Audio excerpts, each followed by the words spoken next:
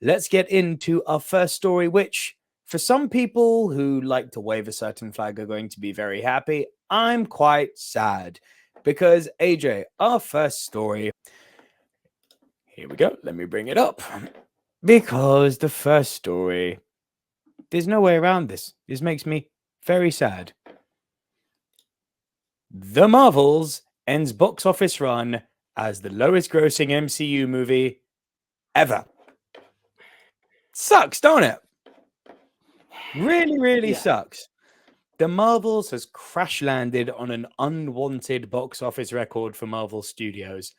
The Captain Marvel sequel features a team of superheroes in Carol Danvers, played by Brie Larson, Monica Rambeau, Teyonah Parris, and Kamala Khan, played by Iman Vellani, who must thwart the new threat that is a Kree warrior, Darben.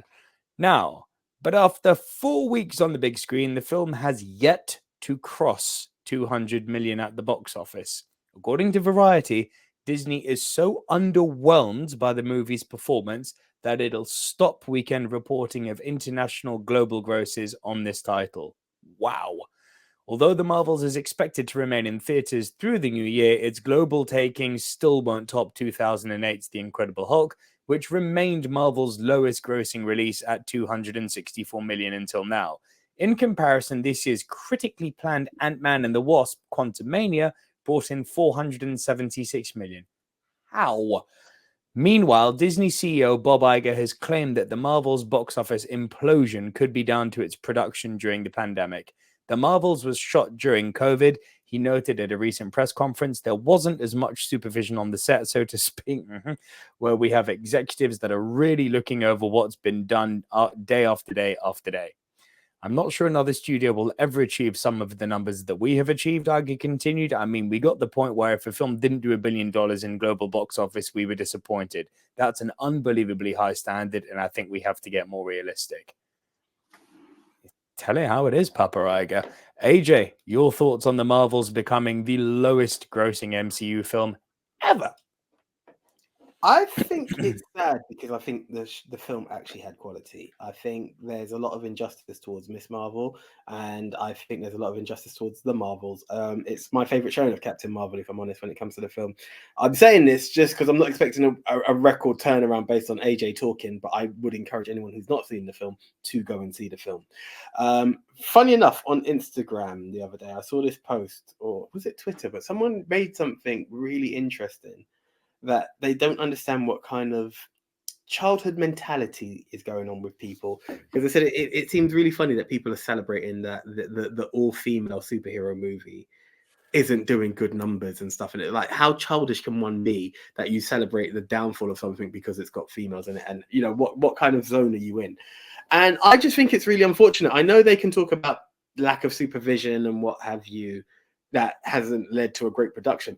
The film wasn't bad. Was it great? No, it had some stupid parts in it. So I'm not going to say it's a perfect movie. It's a 10 out of 10, you know, my film of the year. No, but it's a good, enjoyable, fun movie. You questioned how Ant-Man worked. I think Ant-Man has always had this weird little hub of people that will always follow it and see the small fun in it. And I think that's what people missed out on, with the Marvels. There was fun to be had with that film, but maybe it's a stark contrast to what they got from Captain Marvel. And I don't know how people also took in Ms. Marvel. And I think that's just a small cluster that's really unfortunate because people have missed out on a great film. Great, I don't know, but I'd certainly say good leaning to very good. Is it top tier Marvel? No. Is it a top 10 Marvel movie? No. But it's certainly not lower tier Marvel. It's considerably better than movies like Thor: The Dark World, Thor: Love and Thunder, Ant-Man and the Wasp: Quantumania, pretty much nearly anything in Phase 4, really, with the exception of things like Guardians of the Galaxy Volume 3. Hell, I'd even go so far as to say I probably got more of a kick out of it than Guardians of the Galaxy Volume 2, which I really didn't enjoy very much. But the fact of the matter is, we can list off. This is the thing, but we can list off and rank movies to our heart's content. The universal truth is that we have all got different tastes and we're all going to have different rankings, so there is no right and wrong answer here. I'm very, very bored of the militancy and crazy coming from me, but the absolutism of this movie failed, good. It's like, why would you want a movie to fail? That's such an agenda fueled point of view. Like, I'm not even going to get into all of that. Do you know what I thought was really quite brilliant with this? Was what Bob Iger said about the pandemic era. That was the best case of studio politics I've ever seen. Who was in charge of Disney during the pandemic era? Chapek. Yep, that was Bob Chapek. That was Bob Iger having a sneaky little dig at Bob Chapek, going, yeah, it happened during the pandemic era. In other words, Papa wasn't about. And I listen, there's a lot to be said about the fact that the way we view Marvel is very much through a skewered lens. You know, it's as he said, we all think if it doesn't make $1 billion, it's a failure. I mean, people still don't consider Guardians of the Galaxy, other than critically, a triumphant victory because it, quote unquote, only made 800 million. Most movies would give their left testicle to make 800 million, sometimes both. But in the scope of what we're working with, which is the MCU, yes, this is a failure. There's no way to dress it up. I don't think it deserves to be a failure, but it is a failure. There's no two ways about it. I'm very sad about it. I actually, like AJ, had a lot of fun with this movie. And I don't think it's down to the fact that the people on screen didn't have a penis. And I think it's down to very much like what happened at DC. People have become bored of mediocrity, and there is now not a guaranteed success rate with Marvel movies because they haven't put out good quality movies for too long now.